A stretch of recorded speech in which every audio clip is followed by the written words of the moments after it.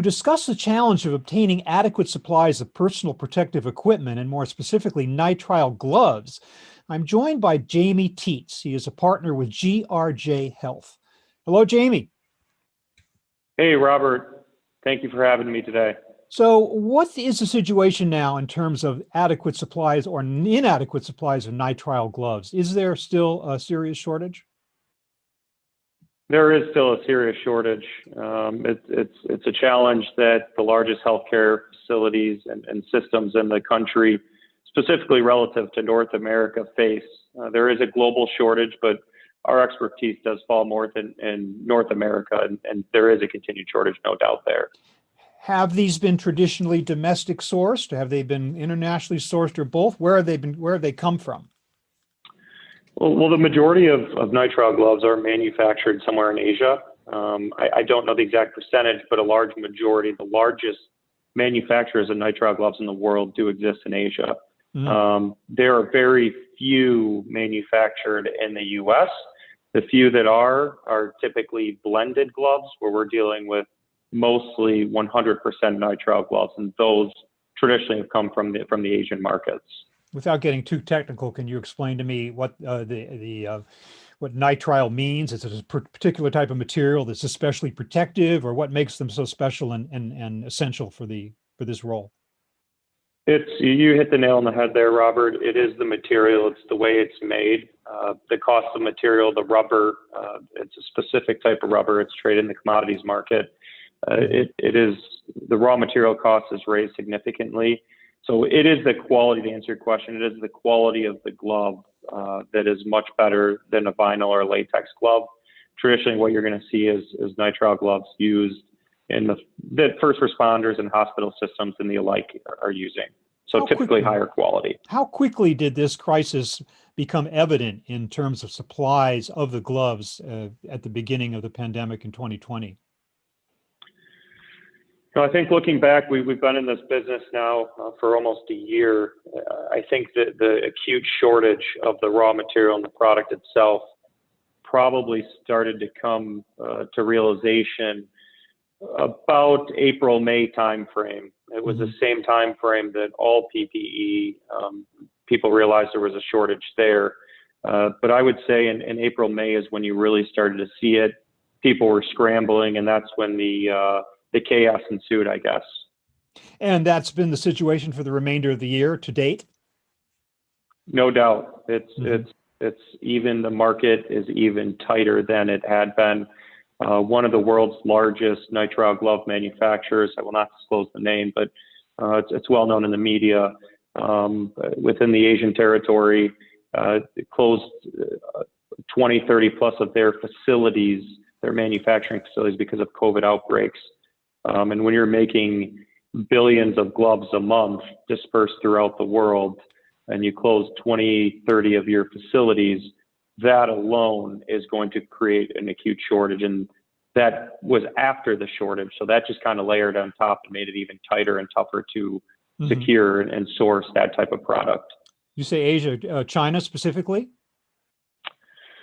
To Malaysia, Thailand, I see. China. Because I was wondering, the reason I ask is that supposedly China is out of lockdown right now. And you would, as I understand it, production facilities are to some degree at least up and running. So I'm wondering if the supply chain could be restored or is being restored, or is it still a crisis because Southeast Asia is still locked down? I mean, what is the situation in terms of production capability right now? I think without it getting into specific numbers, I think the largest nitrile glove manufacturers are specifically out of Malaysia. I guess the more reputable, reliable brands. A lot of our direct customers have preferred to source from Malaysia. With all the political drama between China and the U.S. right now, regardless of them being open, it's made several of our customers very hesitant and reluctant to secure and buy product from China, with the unknown of it potentially being stopped from being imported or exported there, from China. So we kind of tailor to what our buyers want, and that is most often staying away from Chinese product. Although They do source some, but our big focus has been out of Malaysia since that's where the bulk of the product and volume is coming from. So in the face of this severe shortage, has there been a problem with fake and substandard product? And if so, how do you weed that out and protect yourself against it? Yeah, that's a tough one. The answer is there is fake and counterfeit product.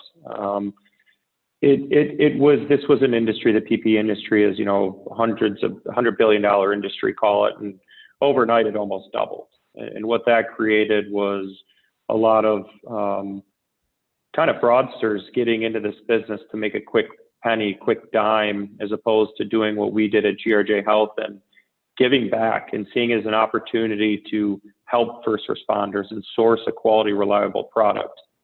Doing so is not so easy, to your point, when you have all these people chasing money, not really trying to make a positive impact. It created opportunity. I think it's what gave us the opportunity at GRJ to succeed. We learned very early on that there was almost all fraud happening. A lot of people had claimed to own product or have access to product they did not have access to, or if they did have access to product, they didn't know what the actual product was, meaning they could have gotten counterfeit certificates. They could have gotten pulled all over the place. What we did is we found a really one reliable provider or manufacturer. We built a relationship. They are headquartered in Malaysia. They do have a U.S. headquarters. Those U.S. headquarters, without stating their name, are based in the Chicagoland. Their distribution center is based in Chicagoland. So they import the product. What we learned is you have to physically go see this product. You have to go test the product. You have to meet the people that run this business.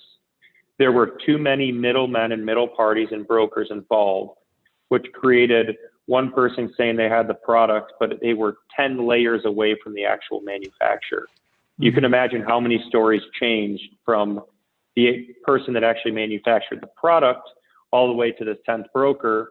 At that point, they're saying that they have a glove that doesn't even exist on the market. Right. So our suggestion was, and what we succeeded at, was becoming personable, becoming friends with the actual manufacturer, building trust, letting them know who we are, and that we had the capital to invest in making a positive impact for first responders, healthcare systems, and hospital groups.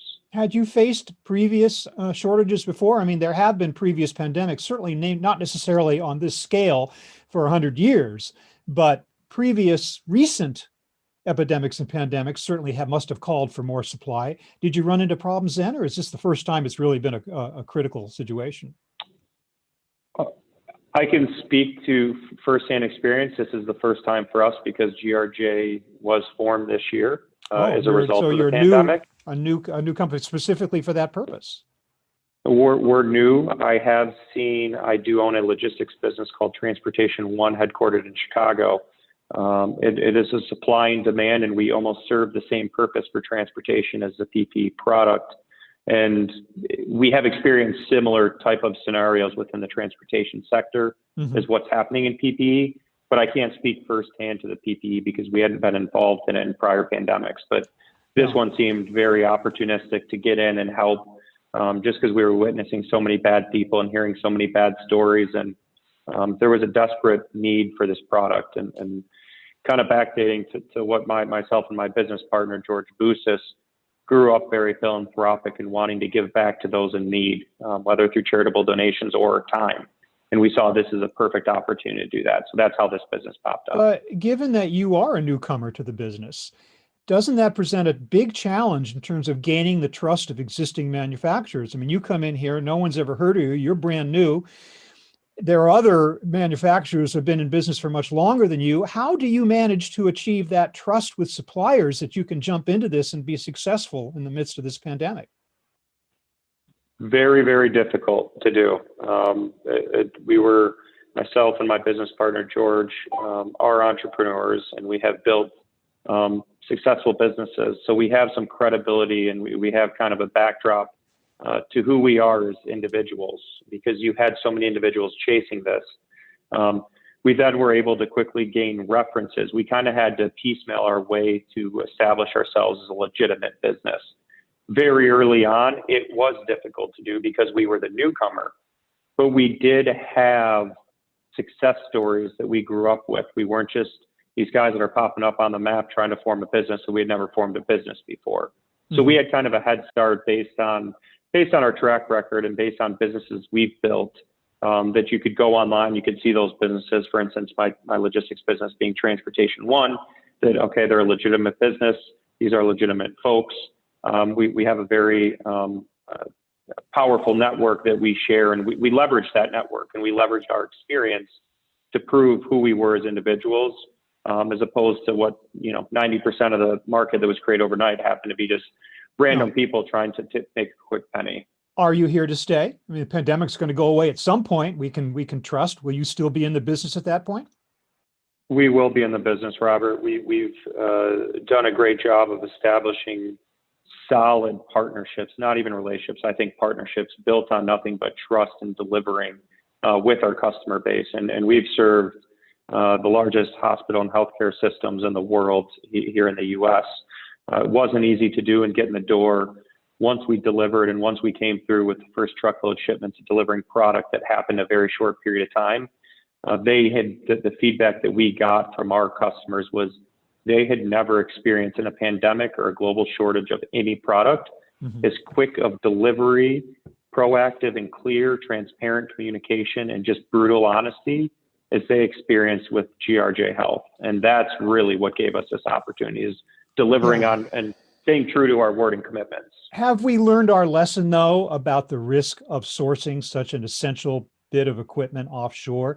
Why not establish a domestically based supply chain at this point to avoid such problems going forward? I would like to say I think we've learned a lot, but I don't think we've fully learned how to properly deal with this in the future. The reason being, I think that the political landscape is in the way of a lot of this. You have many different parties with different opinions on where product should be sourced from, how it should be sourced, how you should stockpile. So there's many different beliefs across many different parties, political or not. And I think the majority of people would probably like to see PPE manufactured, made in the USA. And I'm one of those folks, absolutely.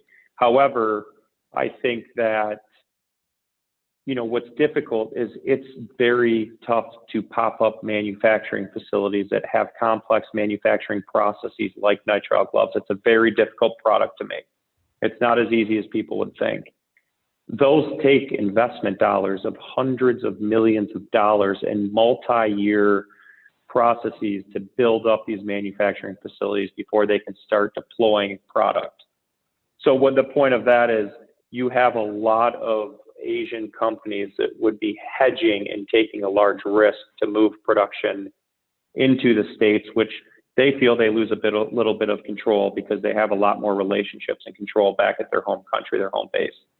Not to say that it can't and won't work. Our current supplier is actually going to be the largest pure nitrile glove manufacturer in the USA. They have signed and made a commitment that they will be opening the largest manufacturing facility in the USA in the next few years. They've actually picked the state that they're going to land in and manufacture, and that will be coming soon. But again, that's a several-year process. That's several $100 million CapEx commitment. So you have to have companies that are, just as you asked me, in it for the long haul, in the long run, that they're going to believe on the ROI and the big investments that they're making. Okay, well, good luck to you on that. But thank you very much, Jamie Teets of GRJ Health, of enlightening us on the challenges and risks and issues and opportunities of the nitrile glove supply chain in a very critical time when we need those supplies more than ever before. Thanks very much for being with me today. I appreciate it. Robert, it was a pleasure. Thanks for having me on.